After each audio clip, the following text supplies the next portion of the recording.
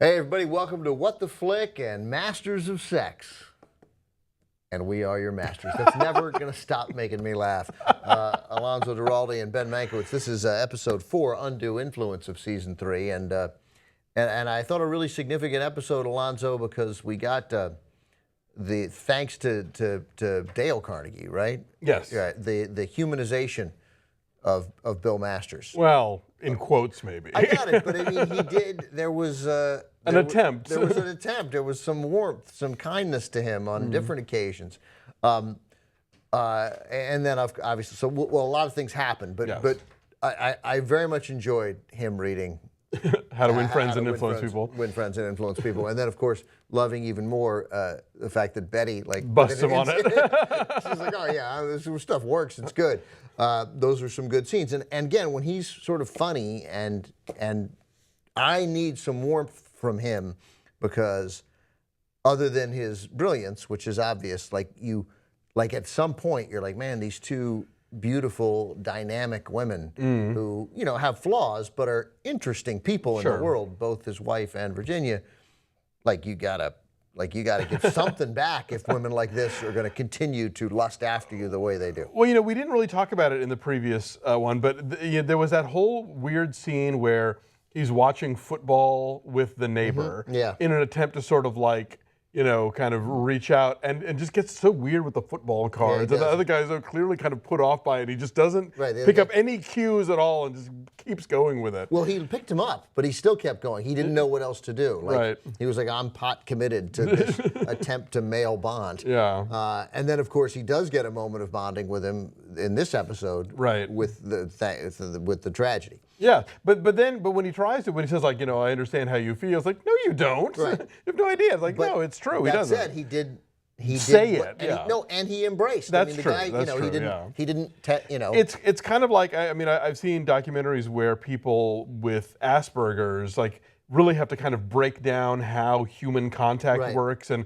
Okay, so you're being sarcastic now, so then that means this is funny and I shouldn't take it personally. Like they have to really break it down. And I kind of feel like that's how they're presenting Bill Masters. Yeah, I think that's right. I think that's an interesting way to put it. And then, of course, we got some big moments. Tessa, who's become really one of the principal characters in this season, putting it together using her deductive aftershave. Yes. And recognizing that Bill is the person who's been sleeping with her Which mom. I have to admit, the season opener where they're all at the cabin together, I thought, okay, so does everybody know everything? And then I realized, oh no, the kids wouldn't know. Of course not. Right, but I thought the same thing.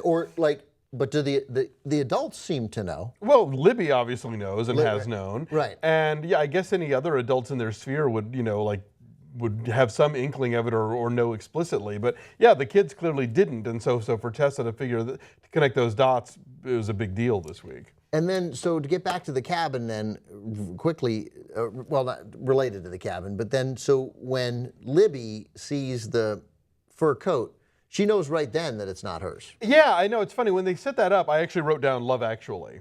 Oh, right. Because there's that scene where Emma Thompson thinks the necklace is for her, and then I realized, oh no, she knows who it's for, yeah. But they still have a rather tender moment that night.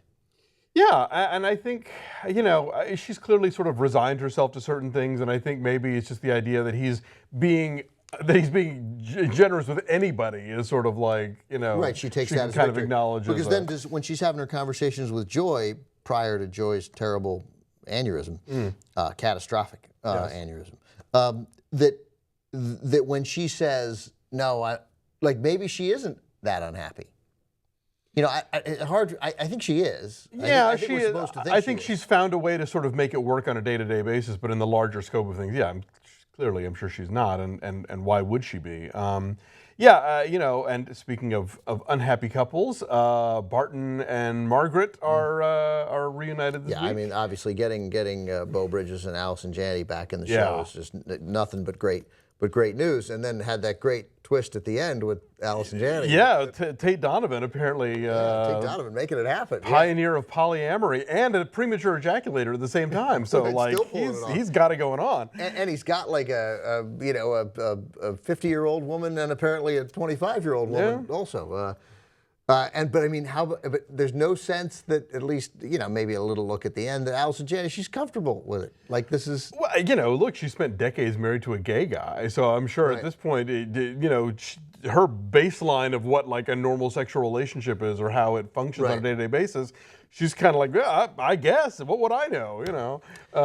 So I guess that would make her more amenable to something that's outside of the kind of heteronormative sphere because she's already been existing in this kind of alternate version of it. And then she tries to convince Beau Bridges Barton to be honest with Judith so that she can be honest with Tate Donovan, and then. It looks like he's on the road to being honest, but you knew he was going to pull out the impotence card. Yeah, still 1965. I totally get it. That's you could still go to jail for that shit. You really had your career is really like the Wash U administrators can look the other way as long as it's not confirmed. Right. Like when it's rumors, they can just not invite him out. They can isolate him. And he's clearly left WashU and gone to work for Masters and Johnson. I'm saying that the way the guy talked about it, and he was like, yeah, you could keep your job, but you lose the provost job. Sure, you're tenured. We're not going to fire you. But if they'd confirmed it, if it was no longer rumors and they knew it, absolutely. So I totally get having that stuff on lockdown. And we've seen this season where the show is doing kind of the parallel storylines, like the Shah of Iran episode, where that's up against Virginia being pregnant. This episode, we have this kind of like square dance of partner changing where Bill and Margaret have these scenes together and Barton and Virginia have these scenes together, and they're kind of talking about the same stuff. That's right. Yeah. So that's sort of an interesting bit of parallelism going on. Yeah, they're working that well. I'm still fascinated by the credit at the slate at the end of the credit. The kids are all made up. Yeah, what is it? I'm sure you could probably research this, and I'm surprised in a sense that I haven't because it's the kind of thing I'm into. Like, what caused that?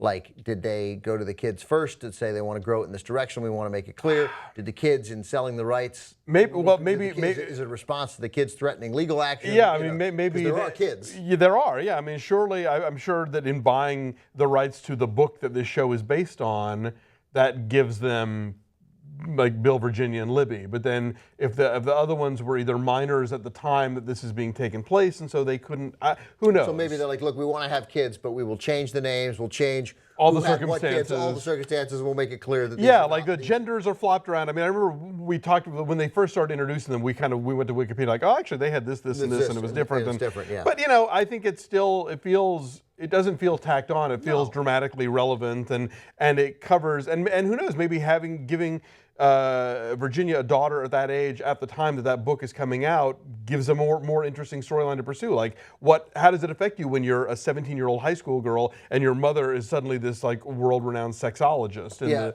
mid-60s?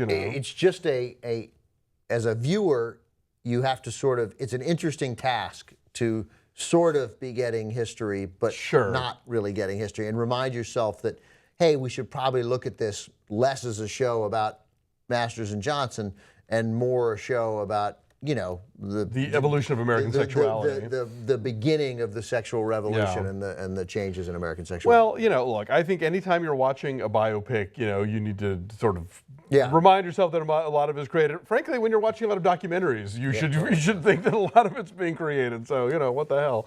But I still I like this year. I still like this year better than last year. That's sort of it's consistent. I think it's better. That's been the general take. I really liked last season. That had some of my Fight is still one of my favorite episodes of this show. What was the fight? The one where they're watching the boxing match. It's almost pretty just the two of them in the hotel. Yeah.